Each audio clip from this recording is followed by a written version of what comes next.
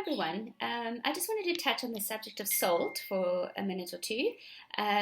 Something that, especially if we're not careful with it, or if you have a history of high blood pressure or stroke or anything in the family, is something we really need to take care of. But just in general, most of us, we don't realize how much salt we take in. And yes, our bodies do need some amount of salt, but it's unlikely that we're having too little salt. It's usually the case of too much salt. So just to touch on that.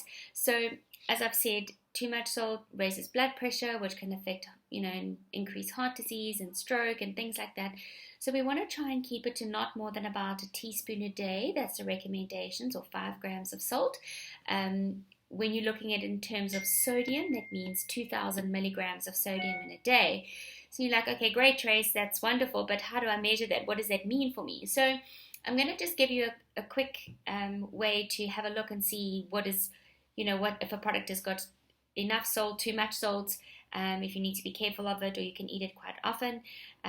Obviously, the things that contain a lot of salt that we should just be aware of off the bat, things like your packet sauces, your packet soups, any kind of other sauces really, even breads and cereals that might contain quite a lot of salt, and of course things like your stock cubes, or those kinds of things that you add to make your foods, your stews, your curries, or whatever taste lovely. Those will have very high amounts of salt or sodium.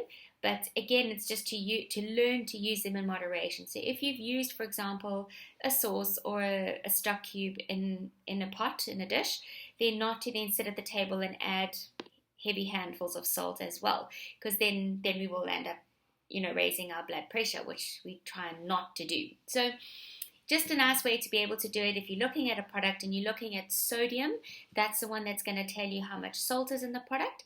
We use a sort of a traffic light system. Okay, so green, orange, red, and I'm going to show that to you now. So the important thing is that you look per 100 grams of the product, not just per portion. You need to look at it as per 100 grams, how much is there, and then you can see whether it's something we can eat quite often, something you need to then eat in moderation, or something that you need to then either limit or try and avoid completely. So my little hand drawings. So here we go. The first one is for low. So if you see a product has less than or up to 120 milligrams of sodium per 100 grams of product, you know that it's quite a low salt containing food or product, and you can eat those more often. Okay, obviously this I'm talking only in relation to sodium, to salt. So that's the low side. Anything between then that 120 grams and 600 milligrams and 600 milligrams per 100 grams of whatever product you're looking at, that's moderate. That's considered a moderate amount of salt. So then this is something we need to be careful of, but you can still include it sometimes and still feel okay.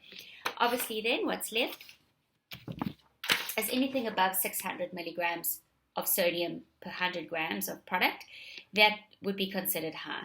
Now, like I said, some of our stock cubes and things like that will be into the thousands of milligrams per 100 grams of product.